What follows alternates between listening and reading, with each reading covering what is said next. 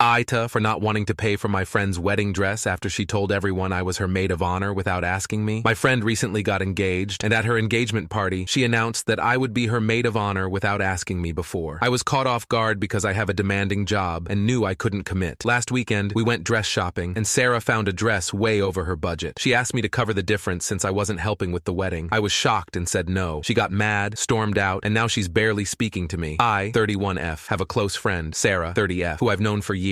She's always been the type of person who makes decisions without really thinking about how it affects others. Recently, she got engaged, and I was genuinely happy for her. I knew she'd been waiting for this moment forever. A couple of weeks ago, Sarah threw a small party to celebrate her engagement, and during the party, she stood up and made a speech. In front of everyone, she announced that I would be her maid of honor. The thing is, she never asked me. She just assumed I'd be okay with it. I was completely caught off guard. I have a demanding job, and I knew I wouldn't have the time or energy to give her wedding the attention it deserves. I didn't want to make a scene at the party, so I just smiled and went along with it in the moment. But a few days later, I sat down with Sarah and explained that I couldn't be her maid of honor. I told her I'm honored she thought of me, but I simply can't commit to it with everything I have going on. She didn't take it well. She got really upset and told me I was letting her down, and that as her best friend, it's my duty to be there for her. I felt terrible, but I stood my ground. Fast forward to last weekend. Sarah invited me to go dress shopping with her, and I thought it would be nice to spend some time together, so I agreed. We went to a few bridal shops, and at one of them, she found the dress of her dreams. The problem was, it was way over her budget. Out of nowhere,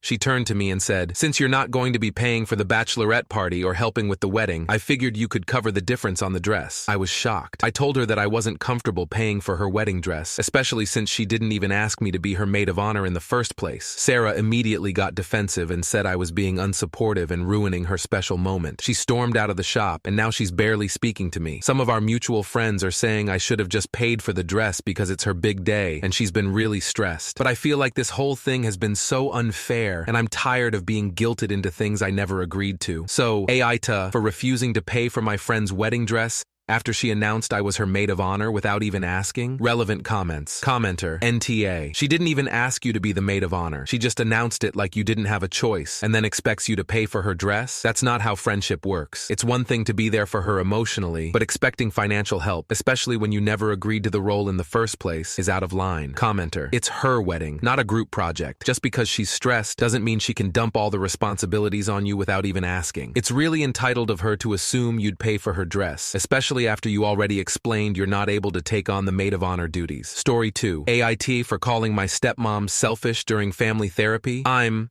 17F in family therapy with my dad and stepmom. My dad wanted us to talk through our problems because my stepmom has been really upset lately that I have shut her out of my life in a pretty big way, and she just wants to be closer. My mom died when I was 5, and I have 2 older brothers who are 20 and 23. My stepmom moved in when I was 8, and she and my dad got married when I was almost 11. We always got along okay, but I never thought of her as like a second mom or as the strongest mom figure in my life. My mom left videos for each of us. My dad got some birthday ones and a Christmas and wedding anniversary video. My brothers and I got every birthday until 18 that she'd miss, milestone birthdays, Christmas, and big events like our own weddings and babies. After dad remarried, I started to watch mine more at Christmas, and I'd maybe watch my birthday videos twice. My dad remarrying made me think of mom more and made me miss her more. It felt more real that life had moved on without her, and dad really fell in love with someone else. My dad watched his whenever his birthday or Christmas would happen too, but a year after he remarried, he turned 40, and she started making faces whenever one of us would watch a mom video, and whenever dad would smile watching the video,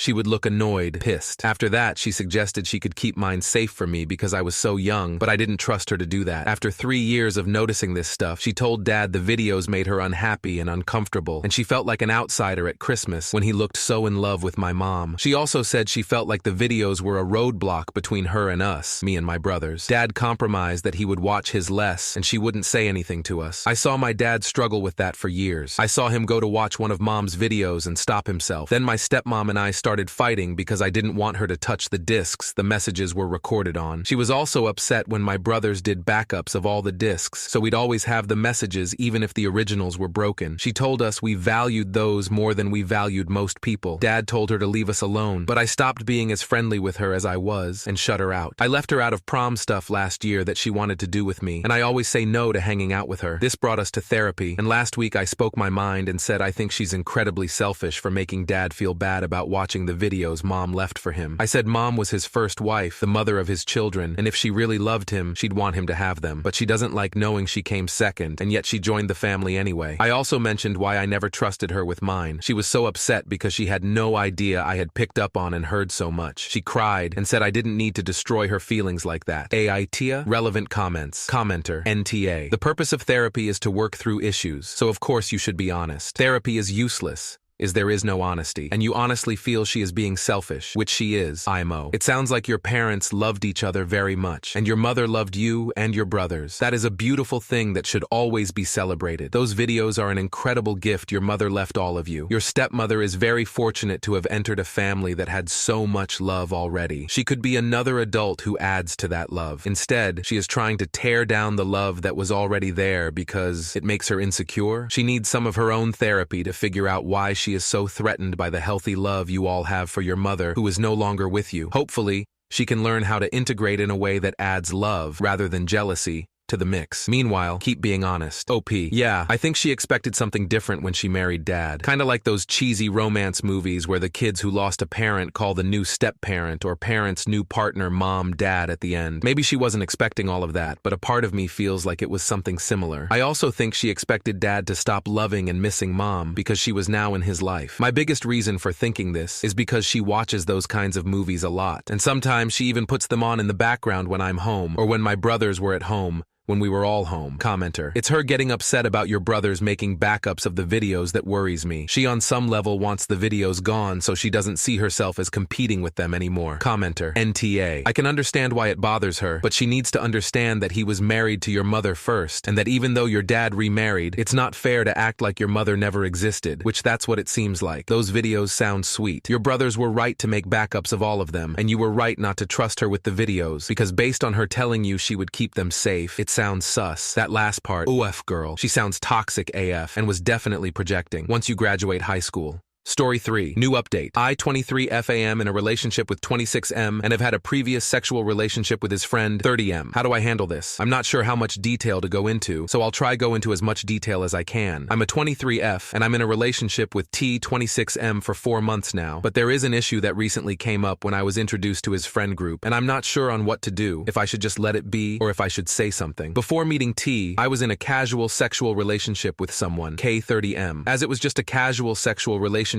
we'd only hang out at either his place or mine, and we'll have sex. We'd send each other nudes. I'd send him videos as well, and we had a lot of fun together, and I cherish some of the conversations we have shared, plus the sex was incredible. I had to move to a different city briefly, and we had to put a stop to our psychical fun, but we remained talking, and I still sent him regular nudes and videos, which I was okay with, but I've since returned home and ended up meeting T, who I ended up dating. I stopped sending nudes and videos to K, and only told him I met someone, which he was cool with, but he never asked any more questions or wanted to know who he was. Fast forward to now, and going to a festival where I was introduced to his T's friends, including one that he told me was like his big brother that he respects highly because he has always mentored him and is the reason he is the person he is today. This person was K. We both acted like it was our first time meeting because it was somewhat awkward. Then we just enjoyed the festival. We've texted back and forth over the last few days talking about what to do and if T should be made aware of the causal history between us or if it should be kept quiet. K has essentially told me that he'll support whatever decision I decide to make and that it's ultimately my call on what to do. So I'm looking for the opinions of random internet strangers to share their opinions and thoughts on what I should do in this case. I'm somewhat lost on what I should say or do in this situation because it's not one I thought I'd ever be in. Update. First thing, I'm sorry for not replying to any comments. The post received more than I was expecting and it overwhelmed me. But thank you to everyone who commented and shared their opinion. I read and took in each comment. Some of you mentioned things that I didn't realize myself, and that is that I'm still into K and more than just as a sexual partner. I messaged T to see if he was home because I wanted to talk to him about some things, and he was, so I went to see him. I was honest and told him the history between K and I, which he had questions about, which I answered truthfully. He understood why nothing was said at the festival and why it has taken some time. He said that he can't hold the history that happened before he knew me against myself, or K. He called K while I was there, and they spoke ending on good terms as T joked he always wanted to be in a drama show. T and I did decide that ending things would be the best thing for the both of us. He was okay with that and is thankful that we weren't deeper into the relationship and that we can both walk away before things became a lot more serious and hurtful. Relevant comments. Commenter: Mr. T is a good one. Hope he finds someone for him to love soon. Good for you for being honest. Commenter: K isn't going to date you now. Not at the risk of losing a mate. Please leave this friend group alone. Go find someone else. Commenter: Weird to drop your actual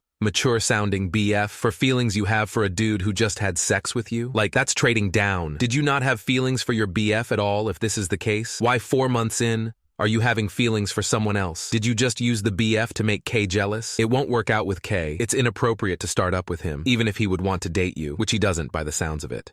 OP: I feel like no matter the decision I made, it was going to be lose-lose situation based on the comments I've gotten on this update post. To answer your question though, did I not have feelings for T? I did have feelings for him. Did I use him to make K jealous? No. It wasn't until I posted here that it hit me that I had feelings for K. Was it just sex and fun for him? Maybe. Does he feel the same way as I do? Probably not. Will we end up together? Probably not. I'm young, 100% stupid, and have gotten myself into a mess. Am I a bad person for allowing things to end with T? Reddit thinks so. Would I be a bad person if T and I stayed together knowing I have feelings for someone else too? Yes. Story 4. My boyfriend 29M says he will not marry me. 28F until I lose weight. What will I do? Hi. I've been with my boyfriend for 6 years. LDR. Everything is fine. Our relationship is going well. We plan to get married when I visit him in May. He makes me get all the requirements to get married in his country. But when I was there, he didn't marry me. I was asking him why he made me get all those stuff for marriage and promised to marry if he won't do it. He told me he saw how much I was eating. And I am eating the same as him. He told me he won't marry me unless I stop eating a lot and lose weight. He said he didn't want me to be like my mom. The thing is, we've been together for 6 years, and he knows I love eating, and I know myself I am not even that fat. I'm 5'7", and my weight is 67 kilograms when we're together. Now that I'm back at home, he's telling me to lose weight if I want him to marry me, and checking every day what I am eating. Now I'm 60 kilograms. I'm telling him I'm not even fat. I have a normal weight. He said he wanted my body to look like the first time he met me, and he said there's nothing wrong to have standards. I've been thinking about this for a very long time, ever since I got home. Today I asked him if he would not marry me if I gained weight. What about if I gained weight when I got pregnant? Will he leave me? If I became fat during my pregnancy, he just told me pregnancy is not an excuse to eat a lot. I told him almost all women gained weight when they got pregnant. He just said no, there are still pregnant women that didn't gain weight. I don't know how to deal with this matter anymore and what to do anymore. I know he loves me. I know that for 6 years he truly loves me. I just don't know. This is an issue for him not until now. I feel like he does love me. Yes, but he can't love me at my worst. Relevant comments. Commenter: He sets new bars to break your confidence,